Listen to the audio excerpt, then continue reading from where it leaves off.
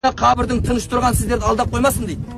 Тып тыныш тұрған сіздерді алдап қоймасын. Бұл қабірдің біреулерге кейбіріне дейді, жәннаттың бағы дейді, а кейбіріне тозақтың бір шоңқыры деп айтып кеткен пайғамбар. Сол бір келген өмірде дұрыс өмір сүр. Дәрігерлікке оқытуға жіберіп жатыр ма? Айналайын балам, сен дәрігерлікті мойныңа алып тұрсың. Ертең алдыңа денсау адам келмейді. Алдыңа жаны қиналған адам келеді. Жылы сөйле. Шын ниетіңмен емде, шын ниетіңмен кіріс, Құдайдан жәрдем сұрап отыр. Рахметін ал балам, ризығын Құдай өз береді. Деп айтып барып оқуға жібереді ата-ана бар ма? Бір дәрігерлер шынымен қызмет қылып жатыр, рахмет, атасына рахмет. А кейбірін ақша бермесе қарамайды. Мемлекеттен айлық ала отырып, ақша бермесе қарамайтын дәрігерлер бар ма жоқ па? Бар. Бар ғой ондайлар. А шынымен ана мемлекеттен айлық алмаса да барын мен жүгіріп жүріп қызмет қылып қарайтын қанша дәрігерлеріміз бар. Атасы рахмет. Міне мына Николаевкеде сондай өмірін өткізіп, дәрігер болған апайға ауыл жиналып қажылыққа жіберді. Кеше келді сол апайымыз. Оның баласы айтады, маған хабарласады да, аға қашан барсыз, анамды салып берейін деп, баласы өзі дайындалып жүрген ғой. Сүйсе ауылдың адамдар айтты, мына ауылға еңбек қылған бір кісіні жіберейік деген кезде бәрінің аузына ана апай еске түскен ғой.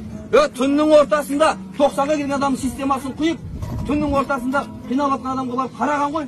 Мен алтта жұмысын бітті демеген ғой ол. Міне атасына рахмет. Сондықтан қазіргі жастардың дұрыс емес бағытта жүргендері болатын болса, ата-ана кінәлі. Ата-ана біз кінәліміз, біз дегенді үйренуіміз керекпіз. Мен кінәлімін дегенді үйренуіміз керек. Біз түгілі Құнанбайдың баласы Абай айтқан.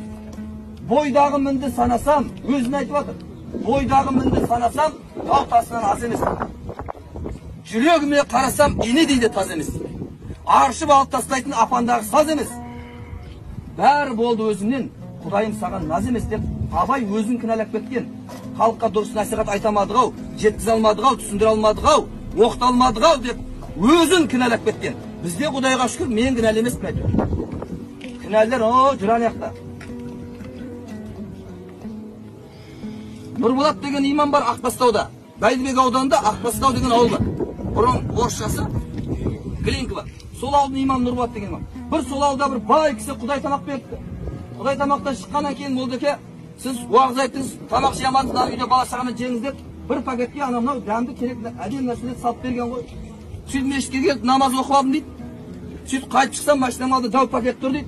Анау жерде, мына көшенің ана жерасында ер азаматы қайтыс болып, кішкентай балдармен қалған бір әйел бар еді. Қой сол үйге апарып берейін деп, пакетті сол үйге апарып бердім дейді. Бұл не деп сұрады? Молдеке, бұл не деп сұрады дейді. Ана бүгін пәленше Құдай ас беріп еді, сіздің үйге бержет деп айттым дейді.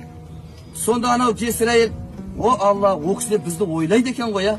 Алла разы болсын, өмір жастары ұзақ болсын, ниет қабыл болсын деп қалды. Біз Құдай тамаққа кімді шақырамыз? Ораза ұстамайтындар шақырамыз ғой біз Құдай тамаққа. Осылар аштан өліп қалмасыншы деп шақыратын адамда примерно біліп тұрған шығарсыздар кімді шақыратынымыз, Біз жастарға айтып жатырмыз, мен шәкірттеріме айтып жатырмын, той істейсің ба? Бір столыңды төрден, бір столың жетімдестерге арнап қойшы. Бір столың ең болмағанда. Осыны істеп жатыр біздің жігіттеріміз. Ал не болады екен? Ал той істеп жатсыз, бір столың жетімдестерге арнадыңыз. Не болады десеңіз? Алланың рахмы түседі ана жерге. Алланың рахмы түседі. Дұғалар қабыл болады ана жерде.